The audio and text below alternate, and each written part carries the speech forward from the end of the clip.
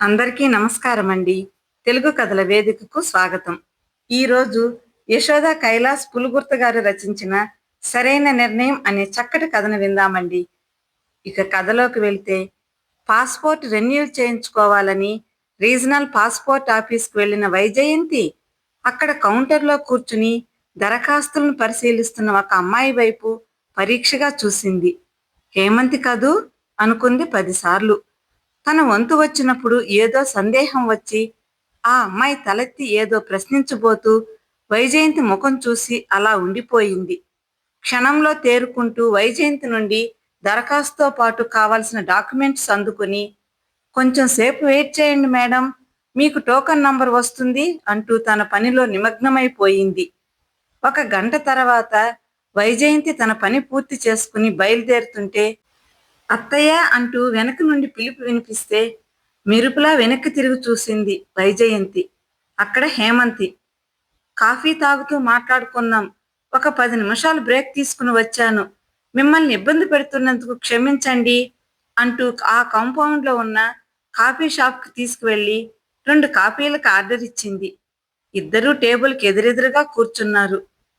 చెప్పండి అత్తయ్య, ఎలా ఉన్నారు? దాదాపు 6 సంవత్సరాలైపోయింది కదూ అంటూ దీర్ఘంగా నిట్టూర్చింది హేమంతి. ఈ అమ్మాయి ఇలా ఇక్కడ తారసపడుతుందని తను ఊహించలేదు. అప్పట్లో ఓ ప్రైవేట్ బ్యాంకులో పనిచేసే హేమంతి ఇప్పుడు పాస్పోర్ట్ ఆఫీసులో పనిచేస్తోంది. అంటే జాబ్ మారిందా? యాదృచ్ఛికం అంటే ఇదేనేమో. అసలు తన హేమంతిని జీవితంలో మళ్ళీ కలుస్తానని అనుకోలేదు. బంధాలు శాశ్వతంగా తెగిపోయిన తర్వాత ఈ కలయికలకు అర్థం ఉందా? తను నో అని చెప్పే అవకాశం లేక ఇలా ఇరుక్కుపోవలసి వచ్చింది. అయినా తమను కాదని శాశ్వతంగా వెళ్ళిపోయినా ఆమెకు ఉండాలి గిల్టీనెస్. సిగ్గు లేకుండా తను వెళ్ళిపోతుంటే పిలిచి మరీ మాట్లాడుతుందా? అత్తయ్య, ఏం ఆలోచిస్తున్నారు? కాఫీ చల్లారిపోతుంది, తాగండి అంది హేమంతి. ఆమె మాటల్లో ఎంతటి ఆత్మీయత! అప్పటికీ ఇప్పటికీ అదే మార్దవం ఆ గొంతులో. ఎందుకో గతం గుర్తొచ్చి కాఫీ కాలకోట విషంలా అనిపించింది. ఆమె సమక్షంలో ఒక్క క్షణం కూడా ఉండలేని అసహనం. ఉంటాను Hemanthi, thanks for your coffee అంటూ అక్కడ నుండి వడివడిగా కదిలి వెళ్ళిపోతున్న వైజయంతి వైపు అలా కొన్ని క్షణాలు చూసిన ఆమె కళ్ళల్లో సన్నటి కన్నీటి తెర. 2 రోజుల తర్వాత అమెరికా నుండి వంశీ ఫోన్. అమ్మా, నీ పాస్పోర్ట్ పని అయిందా? అయిపోయిందిరా, నిన్న పోలీస్ వెరిఫికేషన్ కూడా అయిపోయింది, మరో 2-3 రోజుల్లో పోస్ట్లో వచ్చేస్తుంది. ఏమిటి గొంతు అలా డల్గా ఉంది, ఆరోగ్యం బాగుందా అడిగాడు. హేమంత్ని చూసినప్పటి నుండి తనకు మనసు బాగుండడం లేదు. వంశీకి ఆ సంగతి చెప్పాలనిపించలేదు. తనే ఇంతలా బాధపడుతుంటే వాడికి మానిపోతున్న గాయాన్ని తిరిగి రేపడం ఎందుకు? బాగానే ఉన్నా అంటూ సమాధానమిచ్చింది. సరే, జాగ్రత్తమ్మా, పాస్పోర్ట్ రాగానే మెసేజ్ చెయ్యి, టికెట్ బుక్ చేస్తాను అన్నాడు. ఇదిగో చూడు వంశీ, మరీ దగ్గరలో కొనేయకు. ఒకసారి డాక్టర్ దగ్గరికి వెళ్ళి చూపించుకోవాలి. అన్ని టెస్టులు చేయించుకోమంటే చేయించుకోవాలి కదా. సరేలే, ఒక నెల రోజుల వ్యవధిలో కొంటాను. శిఖరకి డెలివరీకి ఇంకా టైం ఉంది కదా. బాయ్ అమ్మా అంటూ ఫోన్ పెట్టేశాడు. గతం కళ్ళ ముందు కదలాడుతుంటే నిస్సత్తువగా సోఫాలో వాలిపోయింది వైజయంతి. ఒక్కగానొక్క కొడుకు తమకు. తనది భర్తది ప్రేమ వివాహం. ఇద్దరూ గవర్నమెంట్ పీజీ కాలేజీలో లెక్చరర్లు. తన భర్త సుకుమార్ మ్యాథ్స్ లెక్చరర్ అయితే తను ఫిజిక్స్ టీచ్ చేసేది. ఆనందంగా సాగిపోతున్న తమ అనురాగ దాంపత్యానికి చిహ్నంగా వంశీ పుట్టాడు. అత్తగారు మామగారికి కూడా సుకుమార్ ఒక్కడే. మామగారు పోయారు, అత్తగారు తమతోటే ఉండేవారు. తను కాలేజీకి వెళ్ళిపోతే వంశీ సంరక్షణ బాధ్యత అంతా ఆవిడదే. వంశీ పెరిగి పెద్దవాడవుతున్నాడు. చాలా బ్రిలియంట్ స్టూడెంట్. ప్రతి క్లాసులోనూ టాపర్గా వస్తున్నాడు. వాడు ఇంటర్ 2వ సంవత్సరంలో ఉండగా అత్తగారు హార్ట్ అటాక్ వచ్చి పోయారు. ఇంటికి పెద్ద దిక్కు పోయారని తను చాలా బాధపడింది. తనకు అత్తగారికి మధ్య ప్రేమాభిమానాలే తప్ప ఎటువంటి మనస్పర్ధలు లేవు. అందుకే ఆవిడ లేని లోటు తనని చాలా కదిలించింది. వంశీకి ఐఐటి ఖరగ్పూర్లో సీట్ వచ్చింది. అంతవరకు తమని ఒక్క క్షణం కూడా విడిచి ఉండనివాడు అంత దూరం చదువుకోవడానికి వెళుతుంటే చాలా దిగులు పడింది. సుకుమార్ తనను మెత్తగా మందలించాడు. ఒక లెక్చరర్వి అయి ఉండి కూడా అలా దిగులు పడటంలో అర్థం లేదు వైజు అంటూ. వాడు 3వ సంవత్సరంలో ఉండగా ఒకరోజు సుకుమార్ తీవ్రమైన తలనొప్పితో వాంతి చేసుకుంటూ కాలేజీలో స్పృహ తప్పి పడిపోయాడు. ఆగ మేఘాల మీద హాస్పిటల్కి తీసుకువెళ్లారు. కానీ అప్పటికే అతని ప్రాణాలు అనంతవాయువుల్లో కలిసిపోయాయి. బ్రెయిన్ హెమరేజ్తో చనిపోయినట్లు డాక్టర్లు నిర్ధారించారు. వైజయంతి లోకమే చీకటైపోయినట్లు ఏడుస్తూ సొమ్మసిల్లిపోయింది. ఆ రోజు ఉదయం ఇద్దరూ కలిసి టిఫిన్ చేస్తున్నప్పుడు సుకుమార్ తనని జోకులతో నవ్వించాడు. ఎప్పుడూ ఆరోగ్యంగా నవ్వుతూ కనిపించే తన భర్త ఇంక తనకు కనపడడన్న వేదనతో అల్లాడిపోయింది. వంశీ కూడా డీలా పడిపోయాడు. వంశీ కోసం తను ధైర్యం తెచ్చుకుని జీవనం సాగించేది. ఖరగ్పూర్లో చదువు పూర్తి చేసిన తరువాత పై చదువులకు యుఎస్ వెళ్తావా అంటే లేదు, ఇక్కడే ఐఐఎంలో చదువుతా అన్నాడు. కలకత్తాలో సీటు వచ్చింది. అక్కడ చదువు పూర్తి అవుతూనే హైదరాబాదులో ఓ పెద్ద సంస్థలో మంచి ఉద్యోగం దొరికింది. వాడి ఉన్నతిని ఎదుగుదలను చూసి మురిసిపోవడానికి తన భర్త లేడు కదా అని దుఃఖించేది. కాలాన్ని నియంత్రించే శక్తి ఎవరికీ లేదు. ఆఫీస్ పని మీద అనేక దేశాలు వెళ్లి వస్తున్నాడు వంశీ. ఉద్యోగం వచ్చి అప్పుడే 5 సంవత్సరాలైపోయింది. వాడికి పెళ్లి చేయాలన్న ఆలోచన రాగానే తనే అడిగింది. నీ ఇష్టమమ్మా అనేశాడు. ఎందుకో తన పెళ్లిపైన ఎక్కువగా స్పందించలేదు. మూడీగా ఉంటున్నాడు. వర్క్ టెన్షన్ అనుకునేది. ఎవరిదో బంధువుల పెళ్లిలో హేమంతిని చూసింది. చక్కని కనుముక్కు తీరు, సహజమైన నవ్వుతో అందంగా కనిపించింది. తల్లి తండ్రి ఆమె చిన్నతనంలోనే చనిపోతే బాబాయి పిన్ని హేమంత్ బాధ్యతను తీసుకుని పెంచి పెద్ద చేశారు. ఎంకామ్ పాస్ అయ్యి ఒక ప్రైవేట్ బ్యాంకులో పనిచేస్తోంది. హేమంత్కి తండ్రి ద్వారా సంక్రమించిన ఆస్తిని బాబాయ్ జాగ్రత్తగా పరిరక్షిస్తున్నాడు. హేమంతి నచ్చిందా వంశీ అని అడిగితే మౌనంగా తలూపాడు తప్పితే మరేమీ మాట్లాడలేదు. హేమంతి కొత్త కోడలుగా ఆ ఇంటి అడుగు పెట్టింది. నిజంగా హేమంత ఋతువు వచ్చిందేమోనన్నట్లుగా ఇంట్లో ఒకటే సందడి. అంతవరకు నిశ్శబ్దం రాజ్యమేలుతున్న ఆ ఇంట్లో హేమంతి రాక కొత్త వెలుగులు విరజిమ్మింది.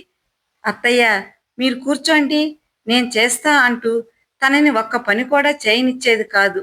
ఆ అమ్మాయికి అన్ని పనులు వచ్చు. ఎంతో ఆత్మీయంగా ప్రేమగా తనను చూసుకునేది. హేమంతి రాకతో ఆ ఇంటి స్వరూపమే మారిపోయింది. వారి పెళ్ళై సంవత్సరం పూర్తయింది. అమెరికాలో స్థిరపడిన చెల్లెలు విశాల తనని అమెరికా రమ్మని వీసా అవి ఏర్పాటు చేసింది. 2-3 నెలలు ఉండి వస్తానని వంశీకి హేమంత్కి చెప్పి బయలుదేరింది. చెల్లెలు బలవంతం మీద 6 నెలలు ఉండి తిరిగి వచ్చేసింది. వచ్చేసరికి హేమంతి ఇంట్లో లేదు. వంశీ ఇంట్లోనే ఉన్నాడు గాని ఇల్లంతా ఏమిటో బోసిపోయినట్లుగా ఉంది. తను అడపాదడపా అక్కడి నుండి హేమంత్తో మాట్లాడుతూనే ఉంది. తను వస్తానని తెలిసి కూడా ఇంట్లో లేదంటే వాళ్ళ బాబాయి ఇంటికి వెళ్ళిందేమో అన్న అనుమానంతో వంశీని అడిగింది. హేమంత్ ఇక్కడ నుండి వెళ్ళిపోయిందమ్మా, మేమిద్దరం డైవర్స్కి అప్లై చేశాం అని చెప్పేసరికి నిశ్చేష్టురాలైంది. ఏమిటి వంశీ, డైవర్స్ ఏమిటి, మీకు మతిగాని పోయిందా అంటూ గట్టిగా అరిచింది. నేను చెబుతున్నది నిజమేనమ్మా. తనకి నాతో కలిసి ఉండటం ఇష్టం లేదట. తన మనసులో నేను లేనట. పెళ్లికి ముందే తను వేరే ఎవరినో ప్రేమించానని చెప్పింది. డైవర్స్ తీసుకుందామని తనే అంది. 1 వారం క్రితమే ఇక్కడ నుండి వెళ్ళిపోయింది. వంశీ చెబుతున్నది వింటుంటే తన మనసు మొద్దుబారిపోయింది. అంటే హేమంత్ చూపించిన ప్రేమ ఆత్మీయత అంతా నాటకమా? తనకే ఇంత బాధగా ఉంటే వంశీ ఎంత తల్లడిల్లిపోతున్నాడో. హేమంత్ని కావాలని కోడలుగా తెచ్చుకుంది. కానీ తను ఇష్టం లేని పెళ్లి చేసుకుని నటించడం ఎందుకు? ఆమె బాబాయిని కలిసి హేమంత్ చేసిన పనికి నిలదీద్దామనుకున్న తన ప్రయత్నాన్ని వంశీ ఆపేశాడు. అమ్మా, తనకు ఇష్టం లేనప్పుడు, నన్ను కాదనుకున్నప్పుడు ఈ నిలదీయడాలు అవి అవసరమా? ప్రయోజనం లేనప్పుడు ఈ గొడవలన్నీ ఎందుకమ్మా అంటూ తనను ఆపేశాడు. భర్త దూరమైనప్పుడు ఆ శూన్యతను భరించిన తను ఇప్పుడు హేమంత్ వెళ్ళిపోవడంతో ఏర్పడిన శూన్యతను మాత్రం భరించలేకపోతోంది. హేమంత్ బెంగళూరు వెళ్ళిపోయిందని తెలిసింది. కొన్ని నెలలకు ఇద్దరికీ విడాకులు మంజూరయ్యాయి. తను యాంత్రికంగా కాలేజీకి వెళ్ళి వస్తుందే కానీ ఏమీ ఉత్సాహంగా ఉండటం లేదు. అప్పటికి హేమంత్ వెళ్ళిపోయి సంవత్సరం దాటిపోయింది. వంశీ ఎలా తట్టుకున్నాడో గాని మామూలుగానే వర్క్ టూర్లు అంటూ బిజీ అయిపోయాడు. వంశీని అలా వదిలేయడం భావ్యం కాదని ఒకరోజు వంశీ దగ్గర రెండో పెళ్లి ప్రస్తావన తెచ్చింది. నేనే చెబుదామనుకుంటున్నానమ్మా. నేను నా కోలీగ్ ఒక అమ్మాయిని పెళ్లి చేసుకోవాలనుకుంటున్నాను. తనకి కూడా నేనంటే ఇష్టమే అని చెప్పేసరికి తను కాదనలేదు. ఆమె మరాఠీ అమ్మాయని, బాంబేలో పుట్టి పెరిగిందని చెప్పాడు. పోనీలే, వాడు ఇష్టపడ్డాడనుకుంటూ సింపుల్గా వాళ్ళిద్దరికీ వివాహం జరిపించింది. హేమంత్కి శిఖరకు సహస్రం తేడా. శిఖరలో అణువణువు అహంకారం, మాటల్లో గర్వం తొణికిసలాడేది. ఆమెలో హేమంత్ను చూసుకుందామని ప్రయత్నించి భంగపడింది. తనతో అసలు మాట్లాడేదే కాదు. ఎప్పుడైనా మరీ అవసరం అంటే ఒకటి అరా అంతే. ఏదో ఒక గెస్ట్ హౌస్లో ఉంటున్నట్లుగా ప్రవర్తించేది తప్పితే ఇది నా ఇల్లు, ఈ ఇంట్లోని వ్యక్తులు నా వాళ్ళు అనే భావం ఉండేది కాదు.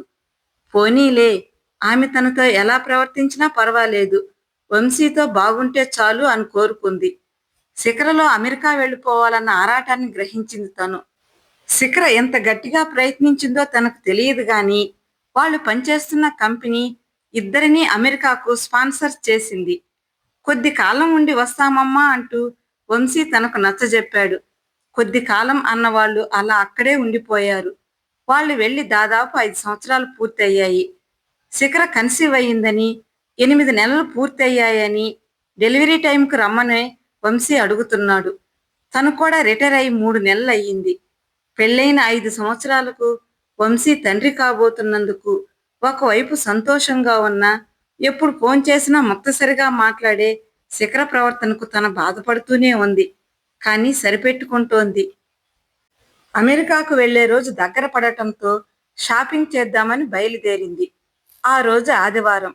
దీపావళి పండగ మరో 4 రోజుల్లో ఉండటంతో షాపులన్నీ కిటకిటలాడుతున్నాయి.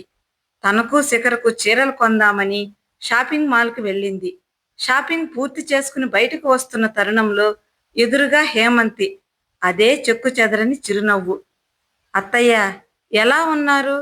ఆత్మీయంగా ప్రశ్నిస్తున్న హేమంత్కి జవాబు ఇవ్వాలని అనిపించలేదు.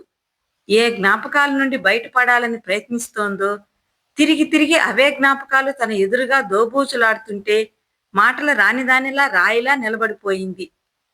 నా మీద కోపంగా ఉన్నారు కదూ అంటూ ప్రశ్నించిన హేమంతితో, కోపం కాక ప్రేమ ఎలా ఉంటుంది హిమా? ఎంతో ఇష్టంగా కోరి మరీ నిన్ను కోడలుగా తెచ్చుకున్నాను. ఎంతో మురిపెంగా చూసుకున్నాం నిన్ను. కానీ నువ్వు చేసిందేమిటి?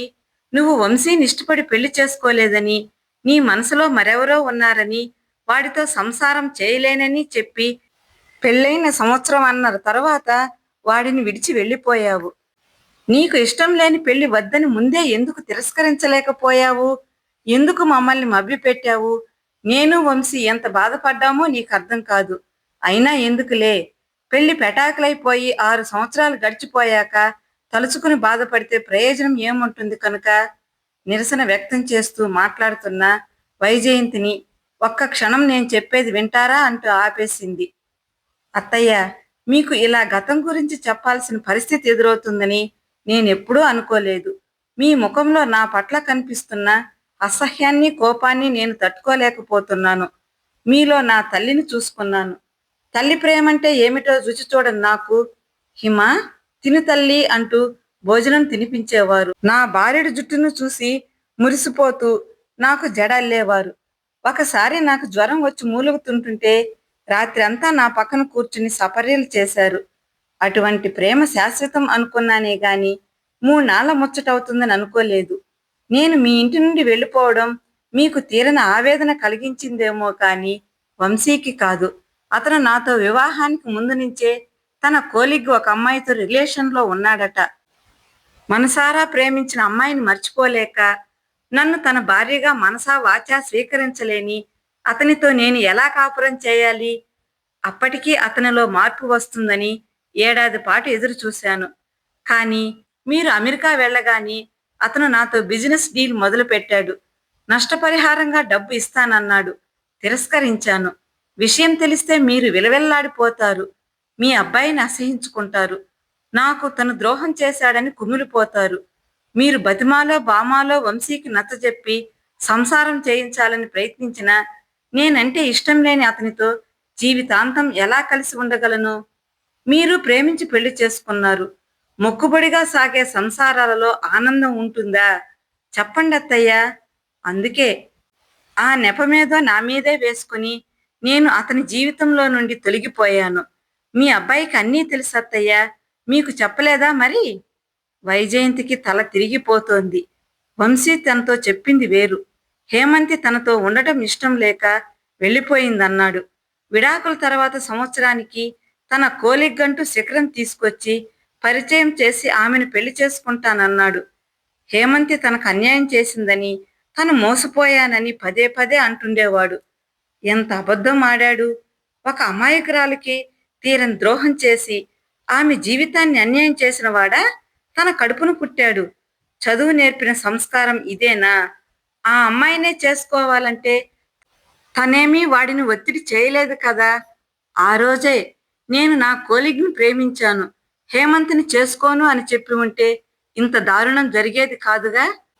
అటువంటి వెధవపై కేసు పెట్టాలి హేమంతి. కానీ ఎంత మంచి పిల్ల, ఎంతటి చక్కటి వ్యక్తిత్వం.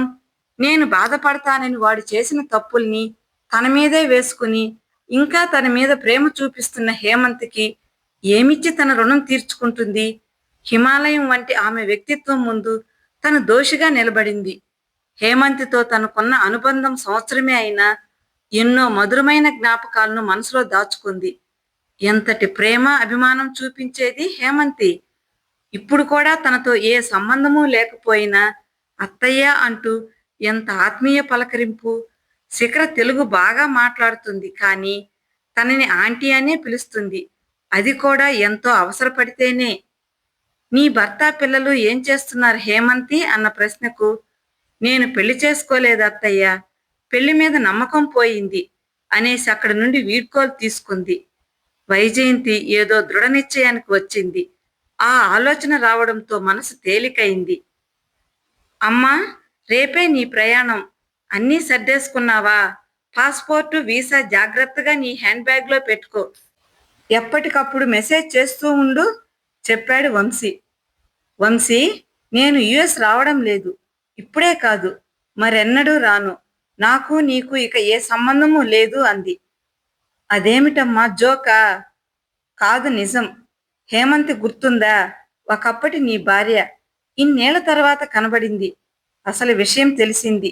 నువ్వు ఇంతటి నీచుడువని ఇప్పటిదాకా తెలియదు. ఉంటాను, బాయ్ అంటూ ఫోన్ పెట్టేసింది. తన పాస్పోర్టు వీసా అన్నింటినీ చింపి అవతల పారేసింది. హేమంతి జీవితానికి ఒక అందమైన బాట ఏర్పరిచి ఆమెకు తగిన న్యాయం చేకూర్చే వరకు తనతోనే కలిసి ఉండాలని నిర్ణయించుకుంది. కోడలుగా దూరమైన ఆ బంగారు తల్లిని కూతురుగా ఇంటికి తీసుకొచ్చుకోవాలని హేమంతి పనిచేసే పాస్పోర్ట్ ఆఫీసుకు ఆ క్షణమే బయలుదేరింది వైజయంతి. కథ సమాప్తం అండి. కథ నచ్చితే లైక్ చేయండి, షేర్ చేయండి. కథపై మీ అభిప్రాయాన్ని కామెంట్ రూపంలో తెలియజేయండి. మరిన్ని చక్కటి కథల కోసం మన ఛానల్ని సబ్స్క్రైబ్ చేసుకోండి. కథ విన్నందుకు ధన్యవాదాలండి. మరలా మరో చక్కటి కథతో కలుసుకుందామండి. అంతవరకు సెలవా మరి.